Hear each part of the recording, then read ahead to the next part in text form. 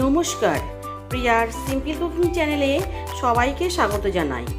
আজকে আমি আপনাদের সঙ্গে শেয়ার করছি কড়াইশুঁটির কচুরি। আজকে আমি কড়াইশুঁটির কচুরিটা বানাবো। কোনো পুর ভরতে হবে না, পুর ভরার ঝামেলা ছাড়া সুন্দরভাবে দেখুন আমি কড়াইশুঁটিগুলো বানাচ্ছি। কচুরিটা বানানোর জন্য এখানে আমি কড়াইশুঁটিগুলোকে ছাড়িয়ে ভালো করে ধুয়ে নিয়েছি। এদিকে জল বসিয়েছি, জলটা ফুটে গেছে। এবার আমি কড়াইশুঁটিগুলোকে দিয়ে দিলাম। দিয়ে কড়াইশুঁটিগুলোকে আমি 2-3 মিনিট ফুটিয়ে নেব, হালকা একটু ভাপিয়ে নেব। এতে করে কড়াইশুঁটিটা সুন্দরভাবে নরম হয়ে যাবে। দেখুন কড়াইশুঁটিটা ফুটে গেছে।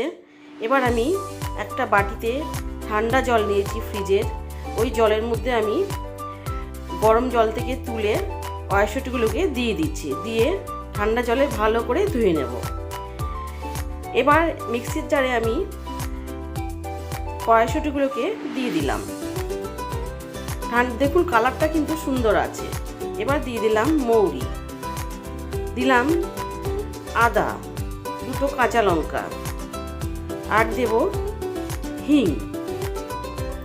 এবার কড়াইশুঁটিটাকে আমি ভালোভাবে পেস্ট করে নেব, যাতে কোনো দানা না থাকে। এবার একটা বাটিতে আমি নিয়েছি ময়দা, নিলাম মেজারিং কাপের 1 কাপ, আর নিলাম ওই কাপেরই 4 ভাগের 1 কাপ আটা। এবার এর মধ্যে আমি দিয়ে দিচ্ছি চিনি, দিয়ে দেব নুন, দিয়ে দেব রিফাইন তেল, দিয়ে এবারে শুকনো ভালো করে ময়াম দিয়ে নেব।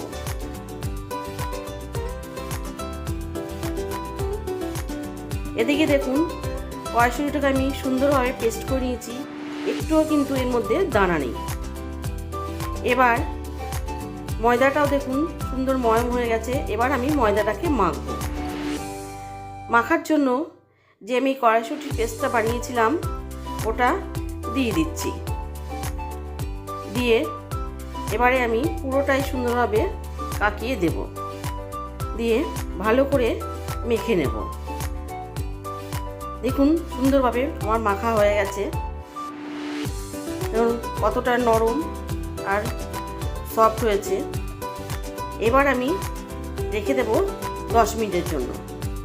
10 মিনিট পর দেখুন এবার আমি ওখান থেকে লেচি কেটে নিচ্ছি। যেমন সাইজ করবেন সেভাবে কাটবেন। আমি এই সাইজে কেটে নিচ্ছি। এটা লুচির থেকে সামান্য একটু বড়। দেখুন আমার যেটু ময়দা মেখেছিলাম সেখান থেকে 8টা কচুরি হয়েছে। এবার আমি কচুরি ভাজার জন্য বেলে নেব। আমি যেভাবে করছি এইভাবে একবার বানিয়ে দেখবেন, এতে কোনো পুর ভরতেও লাগবে না এবং কচুরি ফেটেও যাবে না। দেখুন সুন্দরভাবে বেলে নিচ্ছি আমি। খুব বেশি একদম মোটা রাখছি না, মোটামুটি পাতলা করেই বেলে নিচ্ছি। আমি আরেকটা আপনাদের বেলে দেখাচ্ছি।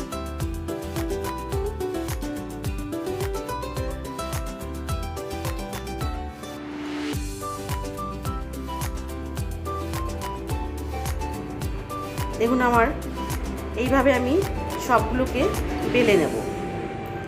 সব কচুরি বেলা হয়ে গেছে। দিকে আমি তেল বসিয়েছি, তেলটা গরম হয়ে গেছে।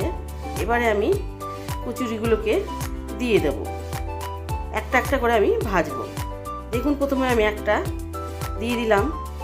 কি সুন্দরভাবে কচুরিগুলো সুন্দরভাবে ফুলে উঠছে, একদম ফুলকো ফুলকো ভাবে ফুলে উঠছে।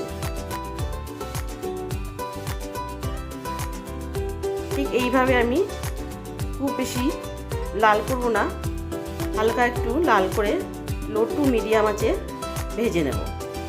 একটা ভাজা হয়ে গেছে, আমি আরেকটা আপনাদের ভেজে দেখাচ্ছি।